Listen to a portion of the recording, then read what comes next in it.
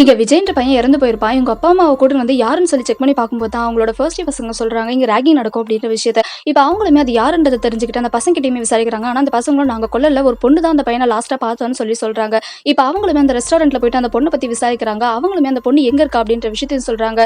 இப்ப இந்த போலீஸ்மே அந்த பொண்ணு கிட்ட போயிட்டு நீங்க தான் லாஸ்டா அவனை பார்த்திருக்கீங்க, என்ன ஆச்சு அவனுக்கு, நீங்க தான் கொன்னீங்களான்னு சொல்லி கேட்கும்போது அந்த பசங்களுமே சரி எங்களுக்கு அவன் நல்ல ஒரு ஃப்ரெண்டு, அவனுக்கு அந்த ஹாஸ்டல்ல இருக்க பிடிக்கல, அது மட்டும் இல்லாம அவங்க உள்ள போயிட்டு அவனோட ட்ரெஸ் எடுக்கிறது கூட அவ்வளவு பயந்தான், அதனால அவனுக்கு நான் ஹெல்ப் பண்றதுக்காக தான் அங்க வந்தேன், அவனோட மொத்த திங்ஸுமே பேக் பண்ணி அவன்கிட்ட கொடுத்தேன், அந்த நேரம் தான் என்னோட லவர் இவனுமே என் கூட இருந்தான், ஆனா இவனும் நானும் அவனை கொலை பண்ணவே. இந்த விஷயத்தை கேட்கிற போலீஸ்மே அப்ப யார் அவனை கொன்னிருப்பான்னு சொல்லி யோசிக்கும் போது தான் இந்த பசங்களுமே சார் அவன் நைட் எல்லாம் காட்டேஜ்ல எங்கேயும் தங்க போறேன்னு சொல்லியிருந்தான், அதுக்கப்புறம் அவன் ஊருக்கு போறேன்னு சொல்லியிருந்தான், ஆனா இப்ப எப்படி இந்த மாதிரி ஆச்சுன்னு சொல்லிட்டு எனக்கு சுத்தமா தெரியல சார் அப்படின்னு சொல்றாங்க.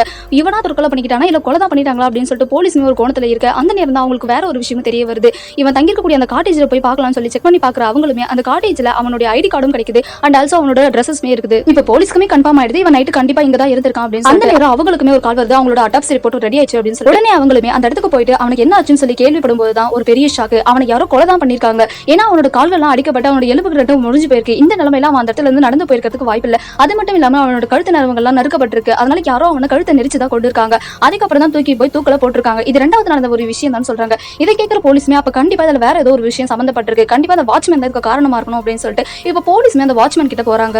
இப்ப போலீஸ்மே அந்த வாட்ச்மேனை கூப்பிட்டு விசாரிக்கிறாங்க, நீங்க தான் இருந்திருக்கீங்க, உண்மையை சொல்லுங்க என்ன நடந்துச்சுன்னு சொல்லிட்டு. இப்ப அந்த வாட்ச்மேனுமே நான் உண்மையை சொல்லிடுறேன்னு சொல்லிட்டு நடந்த விஷயம் எல்லாத்தையுமே சொல்றாரு. சார் அன்னைக்கு நான் ஹாஸ்டல்ல வெளியில இருந்தப்போ ஒரு 3 பசங்க, அதுவும் ஜூனியர் பசங்க தான், ஒரு பொண்ணை கூட்டிட்டு வந்தாங்க. அவனுங்க இந்த பொண்ணு நாங்க கூட்டிட்டு போறோம், யார்கிட்டயுமே சொல்லக்கூடாதுன்னு சொன்னாங்க. நானுமே சரி ஓகேன்னு சொல்லிட்டு அவங்க கிட்ட அந்த பணத்தை வாங்கி அந்த பொண்ணு உள்ள அமிச்சிட்டேன். அது எனக்கு இந்த பையன் இறந்து போன பையன்றது எனக்கு சுத்தமா தெரியாது சார், அதை நான் ஒரு பொண்ணு தான் நினைச்சுக்கிட்டு இருந்தேன், என்ன தயவு செஞ்சு மன்னிச்சிருங்கன்னு சொல்றாங்க. இப்ப அவங்களுமே அந்த பசங்க யாரும் தெரிஞ்சுக்கிட்டு போய் பிடிக்கலான்னு போகும்போது தான் அந்த பசங்க வேற யாரும் இல்ல, மிகப்பெரிய ஷாக்கான ஃபர்ஸ்ட் இயர் பசங்க, அதுவும் ஜூனியர் பசங்க, இந்த இறந்து போன பையன் கூட இருந்த அதே பசங்க தான். இப்ப அவனுங்களுமே எதுக்காக நீங்க இப்படி பண்ணீங்கன்னு சொல்லி போலீஸ் விசாரிக்கும் போது தான் அவங்களும் ஒரு உண்மையை சொல்றானுங்க. சார் எங்களுக்கு ட்ரக்ஸ் பழக்கம் நிறையவே இருந்துச்சு, அதனால நாங்க அன்னைக்கு ட்ரக்ஸ் எடுத்துட்டு இருந்தோம், அந்த இடத்துக்கு விஜயம் வந்துட்டான், நாங்க ட்ரக்ஸ் எடுத்த பார்த்ததுனால எங்களுக்கு வேற வழி தெரியல, அவன் எங்க யாருக்குன்னு சொல்லிட்டானா எங்க மான மரியாதை போயிடும்னு சொல்லிட்டு நாங்க பயந்தோம், கண்டிப்பா இந்த காலேஜ்ல இருந்து எங்களை டிஸ்மிஸ் பண்ணிடுவாங்க, அதனால எங்களுக்கு வேற எந்த காலேஜ்லயுமே கிடைக்காத சீட்டு, அதனால தான் சார் நாங்க இப்படி பண்ண வேண்டியதா போயிடுச்சு, தயவு செஞ்சு எங்களை மன்னிச்சிருங்கன்னு சொல்றாங்க.